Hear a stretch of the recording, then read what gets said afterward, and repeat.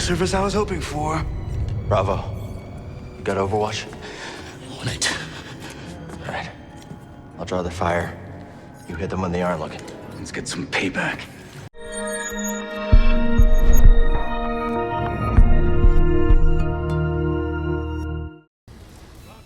Star Wars Jedi Fallen Order introduced fans to a side of the galaxy unexplored in video games. While the Inquisitors had been introduced before in Star Wars Rebels, it found a fresh way to implement them and gave fans a new band of characters to root for, led by Kestis, a Jedi still struggling with the fallout of Order 66. Star Wars Jedi Survivor explores the Empire's hold on the galaxy while offering a personal story that, in my opinion, is one of the most exciting we've seen in a long time, further building Cal into a force to be reckoned with without relying on the wider Star Wars universe to keep fans interested. Set 5 years after the events of Fallen Order, Cal is no longer with his friends aboard the Mantis. Grease is running a bar on the wild planet of Kobo. Seer is trying to preserve the Jedi Order on Jeddah, and Merrin is nowhere to be found. It's clear from the beginning that he's a much more experienced and feared Jedi, with many of his Force abilities still present from the previous title. It was something I hoped Respawn didn't abandon, making you relearn skills due to some arbitrary story beat that made him forget them. Thankfully, those powerful abilities are still part of your skill set from the beginning, and there's still plenty of new ones to learn as the story progresses. Much like in Fallen Order, new abilities allow you to revisit locations in the game that were previously locked. Dashing through electrified green doors and across chasms, ripping down probe droids and large crates with the Force, and more traversal abilities unlock, as well as using BD1 in new ways. Not only do these new skills aid you along the way, they complement wall running and force pushing and pulling to give you plenty of freedom and options to get around. The level design is excellent, whether you're exploring the huge hub world of Kobo or taking on the Empire in one of their bases in the deeper recesses of the galaxy. When in combat, Cal will unlock new stances that can be changed at meditation points. Then 2 can be swapped at any given time by pressing left or right on the D-pad. There are 5 in total. While single-bladed and double-bladed lightsabers make up 2 of these, it's the new ones that enhance combat in different ways. One of which is the crossguard, turning your lightsaber into the one similar to Kylo Ren's in the Star Wars sequel trilogy. It's slower than Cal's standard lightsaber, but deals great damage in one-on-one combat. One of the other stances lets you hold your standard lightsaber as well as a blaster, offering great range with firepower from a distance. All of your stances can be upgraded with skill points used to add new moves and abilities to each one. Skill points can be used to improve Cal's mind control of enemies, or how much life he regenerates, and more. The 3 branches of Force, Survival and Lightsaber give you an ever-expanding skill set which will be vital to take down all the scum and villainy you'll encounter. There are tons of enemies to face in Star Wars Jedi Survivor, each with their own specific attack patterns, and you'll always need to change your approach on the fly. I would like to be able to switch between all 5 stances in a fight, but 2 is often enough, at least in the first half of the game, where enemies aren't as vast in any given battle. Stormtroopers, battle droids, Bedlam Raiders, the Haxion Brood, Rancors and other legendary bosses fill every corner of the galaxy, and you'll constantly be forced to make use of everything you've learned. Another new feature that will aid you in battle is the perk system. Each one can offer a permanent buff as long as it's equipped, and they can be found in Breath of the Wild type shrines in secret areas and at one of the new shops at Pyloon Saloon, your base of operations on Kobo. Here you can chat with characters you've met and invited during your travels, such as Z, a droid from the High Republic era, and Cage, a Nautolan who offers rewards for killing Haxion Brood bounty hunters. You'll start to see Grease's bar expand with new shops and opportunities, even offering a droid who plays music which, by finding or purchasing new tracks, can be played from the crummy little stage. One of the things I enjoyed the most about Star Wars Jedi Survivor was exploring every nook and cranny. Along with meeting new characters to invite back to the saloon, you'll often find different kinds of currency that can be used to buy new cosmetics, droid and blaster parts and perks.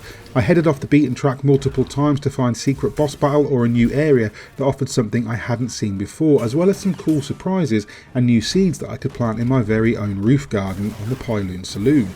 It pays to explore, and while most of the planets aren't as large as Kobo, there's still plenty to do and see. There's no need to rush through the story, but I did find myself progressing through it as I was utterly engrossed with Cal Kestis' journey stopping a new kind of threat.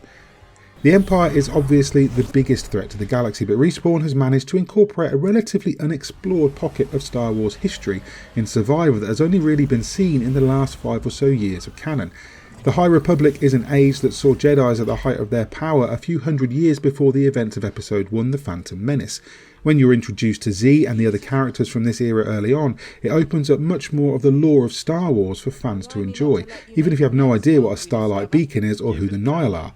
When you encounter a new Jedi called Dagan Gera, the story takes a new direction that only gets better as a greater threat looms on the horizon.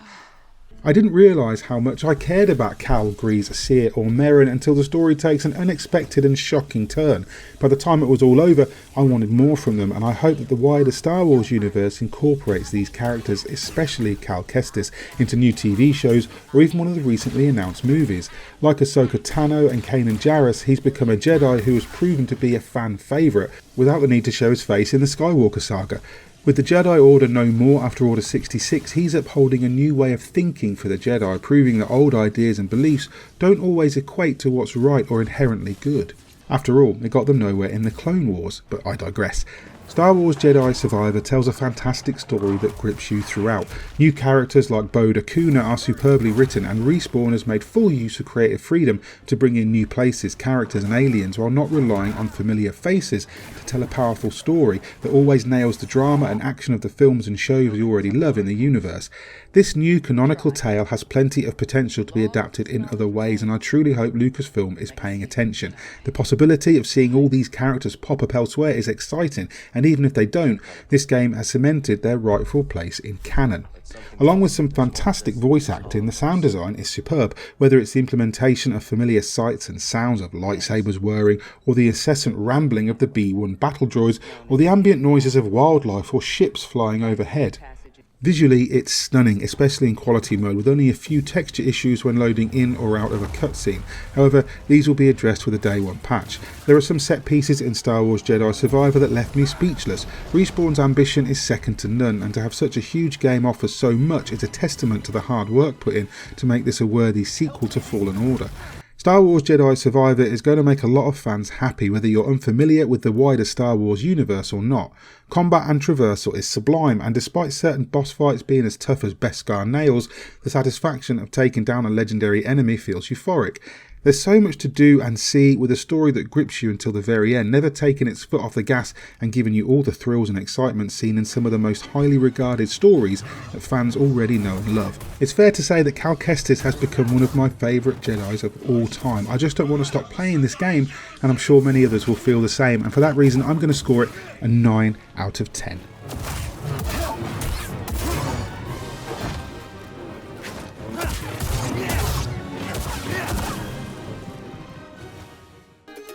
Hi there, hope you enjoyed that review of Star Wars Jedi Fallen Order by Chris White. If you did, please hit like and subscribe, maybe tag the bell icon too so you're kept up to date with everything we post going forward. And if you want to support us via our Patreon, we appreciate everything that you guys do for us. In the meantime, I've been Mick Fraser for God is a Geek. That was Chris White's review of Star Wars Jedi Survivor, and you guys have been lovely.